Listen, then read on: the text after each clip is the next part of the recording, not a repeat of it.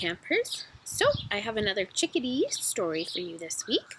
Today I have a book called How to Heal a Broken Wing, and it is written and illustrated by Bob Graham. Okay. Again, he is another fantastic author with a fabulous book called A Best Called Heaven that I would also highly recommend. But today I'm going to talk about this book called About the Broken Wing. Okay, so we can see on the cover up that this is a story about there's this small child who he's out walking with his mother, and he finds this small bird on the ground, and it seems to be hurt, so he picks it up and he tends to this bird and takes care of it. And one of the things I find really powerful about this story is how, if you notice in this illustration, and here I can turn to the page for you,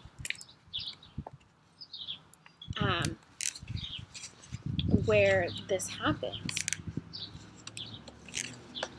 how there's the bird on the ground and no one seems to notice except for this small child, except Will. Okay? And I find it so interesting how everyone keeps passing by, but Will notices and he sees. And so what this story kind of makes me think about is how it's really important that we do that in life too. We stop and notice. Maybe it's a bird or another animal that's hurt, but maybe it's someone in our life, someone at our school, and maybe they're not hurt, but maybe they need help. Okay, so in this story, Will notices the bird. He takes the bird home and he takes care of it and helps it to heal. And as followers of Jesus, it's important that we do that work as well. Again, the story reminds me of a time when Jesus was with his followers, and he told them, I was hungry and you fed me. I was thirsty and you gave me a drink. I was homeless and you gave me a room. I was shivering and you gave me clothes.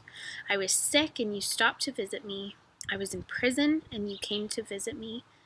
And his followers said, Master, what are you talking about? When did we ever see you hungry and feed you, thirsty and give you a drink? And when did we ever see you sick or in prison and come to you? And then Jesus said to them, I'm telling you that whenever you did one of these things for someone who is overlooked or ignored, you did it to me. And so when I read this story, I think about those words from Jesus. They can be found in Matthew chapter 25, verses 34 to 40. And I just find the story helps remind me of these instructions, that we are to take care of each other, and especially to be on the lookout for who those people in our lives might be that are being overlooked by everyone else that maybe need some help. And then it's our job as followers of Jesus to go and to help that person. And Jesus says when we do that for them, it's like we're doing it for Jesus. And so this week, as you discuss with your cabin crew, whoever that is, maybe think about a time when you noticed someone who needed help, and talk about how you helped them, and talk about, even how that made you feel. Or maybe you can talk about the people in your life that you've never noticed before that need help, and kind of maybe brainstorm some ways together with your cabin crew about how you could notice them and help them in whatever way that might be.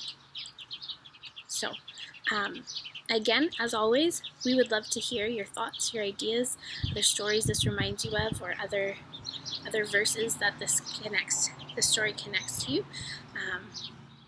And thanks for taking part in these story times with us.